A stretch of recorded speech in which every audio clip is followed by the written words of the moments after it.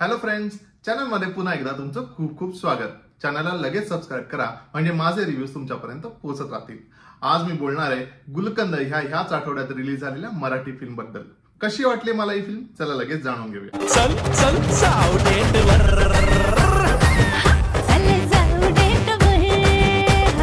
So हा review सुरू करण्यापूर्वी एक गोष्ट आहे ज्याबद्दल मला बोलायचं आहे आणि ती गोष्ट नमूद करायलाच हवी. ती म्हणजे ज्या बाकीच्या फिल्म्स येतात ना, मराठी फिल्म्स स्पेसिफिकली मी बोलतोय, ज्या लेवलचं प्रमोशन व्हायला हवं ना त्या लेवलचं प्रमोशन केलं जात नाही. आणि गुलकंद ही एक अशी फिल्म आहे जिचं प्रमोशन मी स्वतः बघितलं की एका वेगळ्या लेवलपर्यंत हे प्रमोशन केलं गेलेलं आहे. खूप चांगल्या प्रकारे या फिल्मचं प्रमोशन केलं गेलंय आणि मला वाटतं ते खूप जास्त महत्वाचं आहे. आणि बऱ्याचदा मराठी फिल्ममध्ये तेच होताना दिसत नाही. So I am really happy की या फिल्मच्या मेकर्सने हा कॉल घेतला आणि खूप छान पद्धतीने ह्या फिल्मला प्रमोट केलं. आणि त्याचाच आउटकम असेल की हे आता बरेच ऍटलीस्ट 6 महिने झाले मी हा चॅनल सुरू केला आणि मी अनेक फिल्म रिव्ह्यू करतोय. स्पेशली मराठी फिल्मचं जर सांगायचं झालं ना तर थिएटरमध्ये अक्षरशः शुकशुकाट असतो. पण ही फिल्म एक पाहताना ना, मी कालच ही फिल्म पाहिली आणि लेट 8 वाजताचा शो पाहिला. पण थिएटर आहे ना, हे ऑलमोस्ट 80% ऑक्युपाईड होतं, जे बघून मला अतिशय छान वाटलंय. मला वाटतं कदाचित हे एका छान पद्धतीने केलेल्या प्रमोशनचा आउटकम देखील असू शकतं. पण नक्कीच फिल्मचं प्रमोशन, फिल्म ही खूप जास्तीत जास्त लोकांपर्यंत पोहोचवायला हवी, तरच मला वाटतं प्रेक्षक देखील उठून थिएटरमध्ये येतील फिल्म पाहायला. सो गुलकंदच्या बाबतीत ते बघताना मला खूप जास्त छान वाटलं. आता बोलूया या फिल्मच्या कथेबद्दल. कथा अतिशय सोपी आहे, आपल्याला कळलीच होती की 2 कपल्स आहेत, ढवळे कुटुंब आणि माने कुटुंब.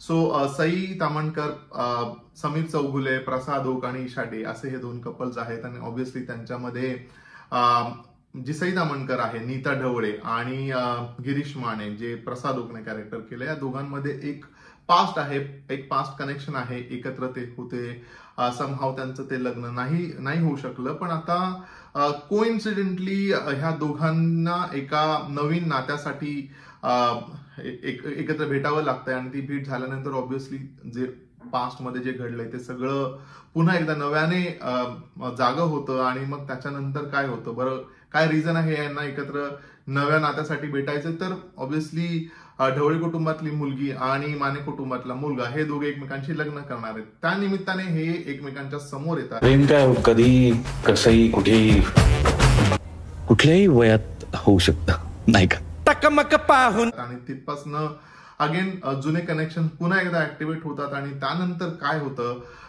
काय धमाल येते असं मी म्हणेन. काय धमाल येते तीच या फिल्मची कथा आहे. बोलूया या फिल्म मधल्या कॅरेक्टर्स बद्दल. सो फिल्म मध्ये आपल्याला दिसतात सई तामणकर, प्रसाद ओक, ईशा डे, समीर चौगुले, जुई भागवत, तेजस राऊत, शार्वी लगाते, वनिता खरात आणि मंदार मांडवकर. सो कशी झाली सगळ्यांची कामं? सो आय विल से की सगळ्यांची कामं सांगायचं ना तर त्यांनी प्रत्येकाने आपापल्या पद्धतीने खूप उत्तम प्रकारे ते कॅरेक्टर प्ले करण्याचा प्रयत्न केलाय.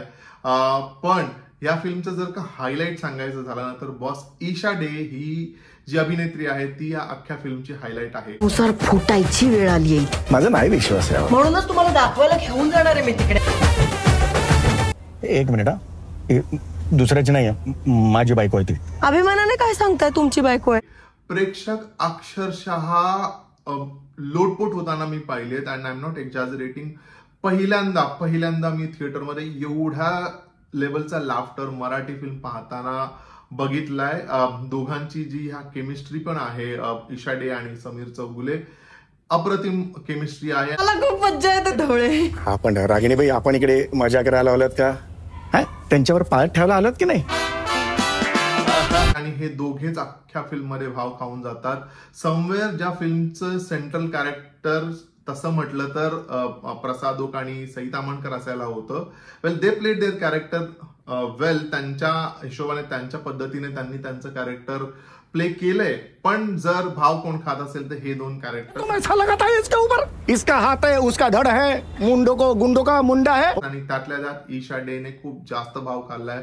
लोक खूप जास्त हसतात तिच्या कॅरेक्टर बद्दल. एक अतिशय वेंधळट असं कॅरेक्टर, एक अतिशय व्हॉट यू से वेंधळट आहे, तिला OTT बघण्याची सवय आहे, तिला काय म्हणतात त्याला चुलबुली आहे, तिचं एक वेगळं जग आहे, अशा प्रकारचं एकदम अतिशय धांदरट असं कॅरेक्टर तिने प्ले केलंय. But yes, she also have a different side जे आपल्याला टुवर्ड्स फिल्म संपताना ही दिसते. त्यामुळे ओव्हरऑल ह्या अभिनेत्रीने ह्या अख्ख्या फिल्ममध्ये भाव खाल्लाय आणि आय थिंक तिनेही एक्सपेक्ट केलं नसेल की हे एवढं चांगलं कॅरेक्टर येईल आणि एवढ्या सगळ्या चांगल्या मुरलेल्या आर्टिस्टच्या समोर येऊन अशा प्रकारे प्ले करणं. I think really hats off to her for playing this character and specially लोकांना हसवणं खरंच खूप कठीण आहे. मी थिएटरमध्ये ॲज आय सेड खूप कमी वेळा असं पाहिलं हसताना. एकतर 80% भरलेलं थिएटर पाहून एक वेगळा आनंद आणि त्यात असे लाफ्टरवर लाफ्टर्स येताना बघताना खूप जास्त छान वाटत होतं की मराठी फिल्मच्या बाबतीत हे घडतंय. सो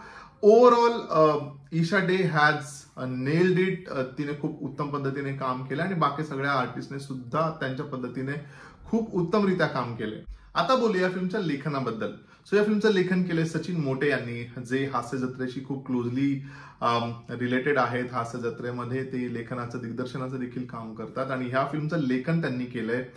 कसं झालंय लेखन? सो आय वुड से की एक अतिशय महत्वाचा विषय आहे आणि तो अतिशय हलक्या फुलक्या पद्धतीने कुठेही मेलोड्रॅमॅटिक न करता, खूप जास्त इमोशनल न करता, इमोशनल हा क्वोशंट कमी ठेवून अतिशय लाईट मोमेंट कॉमेडी ह्या अंगाने पोहोचवण्याचा प्रयत्न केलाय आणि तो अतिशय उत्तमरित्या सक्सेसफुल देखील झालाय असं मी म्हणू शकतो.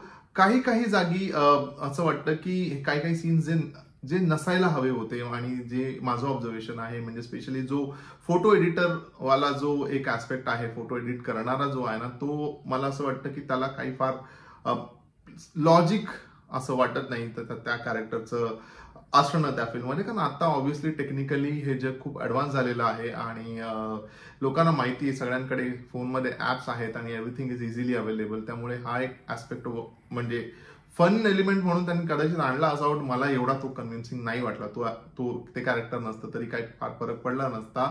दुसरं जर सांगायचं झालं तर प्रत्येक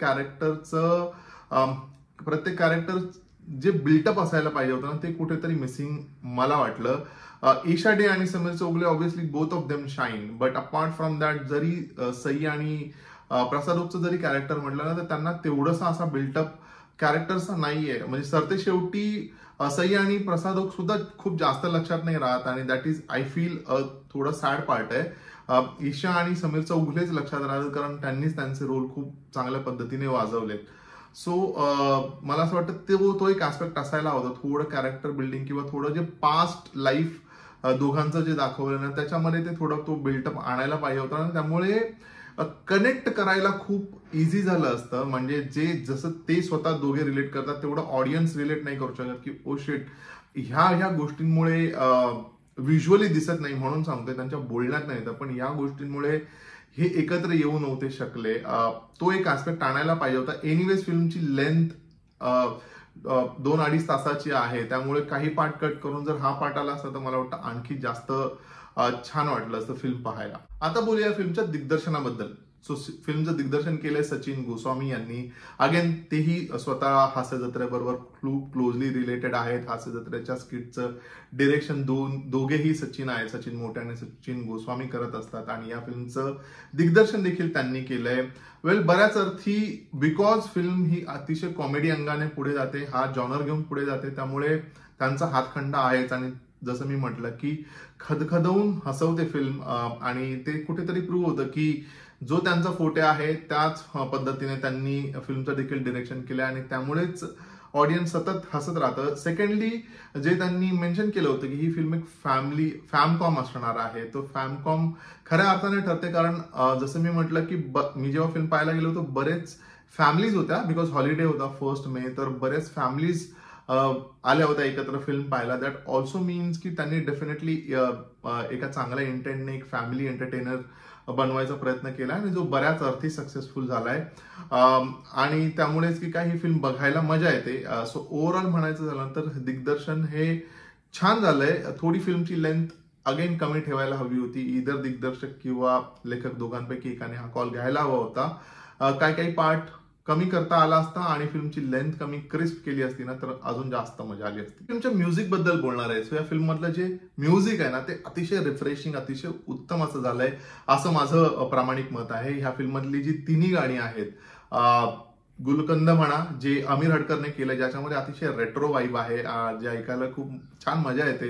त्याच्या व्यतिरिक्त अविनाश विश्वजितने केलेली 2 गाणी आहेत, जाऊ डेटवर आणि चंचल. सो ओव्हरऑल फिल्मची जी गाणी आहेत ना ही खूप छान झाली आहेत, स्टोरीला खूप जास्त चांगल्या पद्धतीने कॉम्प्लिमेंट करतात आणि त्यामुळे ती ऐकायला मजा देखील येते. फ्रेंड, थोडक्यात जर का सांगायचं झालं ना तर एक अतिशय रिफ्रेश करणारी, तुम्हाला खूप हसवणारी, एंटरटेन करणारी आणि ऍट द सेम टाइम नात्यांबद्दल एक अतिशय इम्पॉर्टंट मेसेज कन्वे करणारी, की नातं हे विश्वासावर अवलंबून असतं, नात्यात जर का विश्वास नसेल तर ते नातं कोलमडू शकतो, असाच मेसेज देणारी पण अतिशय तुम्हाला एंटरटेन करणारी अशी तुम्हाला फिल्म पाहिजे असेल तर डेफिनेटली जाऊन ही फिल्म तुम्ही थिएटरमध्ये पहा. तुम्हाला खूप मजा येईल, तुम्ही रिफ्रेश व्हाल. मी या फिल्मला देतोय 3.5 स्टार्स. तो फ्रेंड्स, हा होता माझा म्हणजे रवीचा व्ह्यू ऑन फिल्म गुलकंद. तुम्ही ही फिल्म पाहिली आहे का आणि तुम्हाला पाहिली असेल तर कशी वाटली मला कॉमेंट करून सांगा. माझा व्हिडिओ कसा वाटला हे देखील मला कमेंट करून सांगा. व्हिडिओ आवडला असेल तर लाईक करा, शेअर करा आणि चॅनलला सबस्क्राईब करा. आपण भेटूया लवकरच. तोपर्यंत स्टे ट्यून्ड.